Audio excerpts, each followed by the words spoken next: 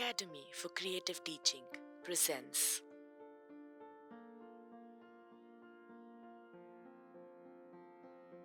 Hi Kruthika, Hi Spoorthy. what are you doing? Just flipping through a few stories, fairy tales for a class. Fairy tales. Yeah.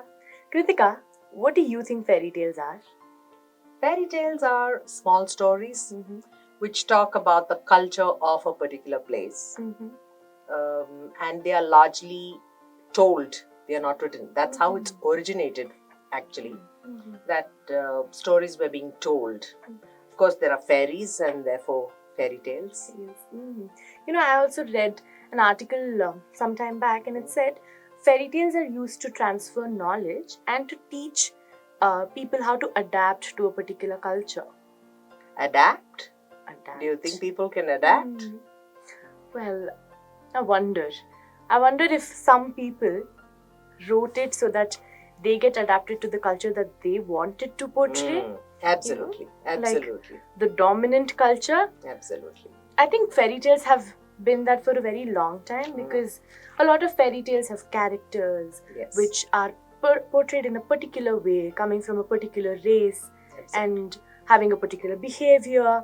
So it's very specific to one culture and that is being used worldwide. So maybe it's how they're transmitting and transferring their culture everywhere. Absolutely. Much similar to the colonization. Yeah. Exactly. Because if you largely see, fairy tales began in the 17th century. So centered around Europe was when the fairy tales were written largely. Yes. So it did focus a lot on the culture then. Do you think fairy tales were written only for children? Now that's an interesting question. Because I still watch fairy tales. I still like fairy tales. So maybe it was not written only for children. Okay. What do you think? Right, you're right. Though the fairy tales resonate with us even today as adults, but initially fairy tales were written for adults. And why were they written for adults? Because through the fairy tales, the diktats of the society was conveyed. So the person who wrote the fairy tales wanted the adult to understand it. Understand what the expectations were from society in terms of behavior, in terms of what they could do or what they were meant to do. And it was expected that the adults understood it and then transferred it to children. So initially, fairy tales were written for adults. This makes me wonder, when children are taught to be in a particular way and behave in a particular way, adapt to a particular culture, what is the impact that it might have on children? Do you really think everyone will be able to adapt to that culture? Maybe not, but at least I think maybe there is some kind of a pressure for them to adapt, some kind of need. That whole concept of being deviant from the society, the normal and or the to be the conformist rather. Yes. Okay. Because that's how we've been told, right? If you conform to a particular rule, if you conform to a particular policy, then you are obedient, you are the good citizen. So that's what largely the fairy tales did. So when we speak about the female character, you can make out whether the character is from a princely class or from the upper strata of society or somebody from the lower strata of society by what that person is doing. So if there is a character that spoke about a person who came from the lower strata of society, this person always cleaned, cooked, washed, and spoke a language that was not even understood properly by the upper class. Whereas when you spoke about an upper class woman, she always wore very good clothes. She had a woman in waiting. Then she would embroider in her free time, or if she had time, she would sip tea and read a book. These were the typical expectations of women those days. Class behavior. Yeah, class behavior. And also, I think even for the men, the boys were expected to be, sharp, swift, somebody who could support, somebody who could save the girl, strong. There were pressures even on him. There was a lot of pressure on the male characters as well. Yeah. True. When we talk about all of this and how they've been portrayed, I think I also read an article about this where they said children form their identity. Their self-image is how they identify with these characters. For example, you were talking about the class and how the occupation they have and the way their demeanor.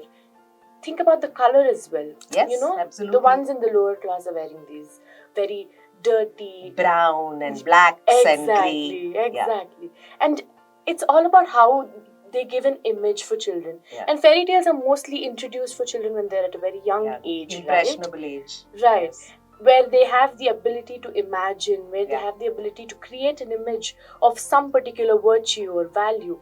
But through these images, through what is being perpetuated, I think they connect those virtues to those images. Yes, and that's exactly the part that you spoke about, where certain people identify with certain characters.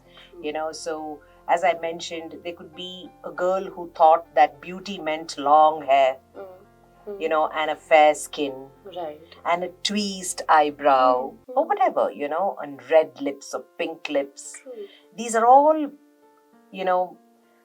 instances where you can identify with the character, and that does happen.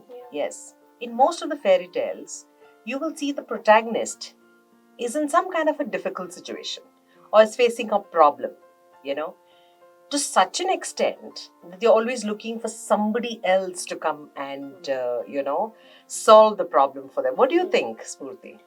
From a very psychology perspective, I think this is very related to a concept called learned helplessness. Learned helplessness is where you're in a particular situation, you try to escape from that situation, but in the first few trials, you haven't been able to. Yes. So you think that's the only option you have. You can't escape from this. So you end up being in that situation at a point where you can escape, but you still won't try because you've accepted that you won't be able to get out of that situation. I think that is something that is there in these situations where they think if they have to get out of that situation, there needs to be a fairy or a fairy godmother or a magic, some being to come and rescue them from there. Which is also related to how adults treat children, where adults always have the need to rescue children. Oh, don't run so fast, you'll fall. Come this side, you might hit yourself. That need for, that's also a stereotype, how people expect the older ones to tend to be taking care of the younger ones. And not even let them try. Exactly. Right. Not everything in a fairy tale is negative or stereotype. There are a lot of positives also in fairy tales where it talks about, let us say, caring, sharing, helping. And so therefore, when we actually look at fairy tales, how are we going to be telling children what to take from it and what not to take from it? Considering that this has been there from the 17th century and it's there everywhere. And these books are there in all libraries, in schools, and even in home libraries for children to read. Then how are we going to guide? What do you think is the best way from a psychology perspective as to how we are going to empower our children to get the best from these fairy tales? Yes, I totally agree with what you say, because if the fairy tale has been there for so many centuries, it means that there is something in that which can be learned, and which can be adapted to the current situation. Like we discussed previously, that it was created for a particular culture, but everything is adaptable and it can be contextualized. So maybe the best thing to empower our children is through questioning. Excellent. I love the idea. Yes, it's a very good thing. They should be able to question and not take in everything blindly. If true, you cannot not have a fairy tale, Yeah. but it will always be there. But when you read it, the child must not think that this is what it is, Absolutely. but should question, is this what I really need? To what level I will identify myself with the fairy tale. So, to do this, I would suggest that we have certain types of questions which teachers can ask children Absolutely. and help them go through that. I think you should give us a few examples. So when teachers get to see this, they can take off from there in their respective classes. You can ask a what if question. Great. Now, let's say that there is a particular character who is stuck in a situation, and the character is not able to get out of that situation, and it's not a happy situation, it's a very difficult situation. So you can ask children to think differently and say, what if this particular character had these options? And you can give them some options, because children love choices. And like how you scaffold and help children model, if you give them a what if question, what if the situation was this? What would you do? Or how would you help? So maybe a what if question with a little options and choices to help the child think and come up with their own answers. And they're very innovative and creative. Absolutely. So they will question. Yeah. And I think that the fact that every child can think differently to this question is another beautiful way of addressing it to children. True. I have another suggestion. Maybe we can also say that this is the situation that the character was undergoing. Right. How differently can that character maybe emote? True. Away from what the character actually had emoted in the fairy tale. Right. How different can the character emote himself or herself? Yeah, so we can take a what if question and what would you have done differently question. Yeah. So those two questions, maybe even if it's for a very small story, and like just for a situation, it helps the child think. And not just take in whatever is being given to them. Absolutely. I think it's a nice set of questions to ask to teach, compared to the asking what happened in the class, in the fairy tale. To think differently would be a beautiful way to take the positive ones, but think of the ones which are not so positive to today's situation. True. So that was adapting excellent. to their culture and contextualizing, because fairy tales are amazing learning resources.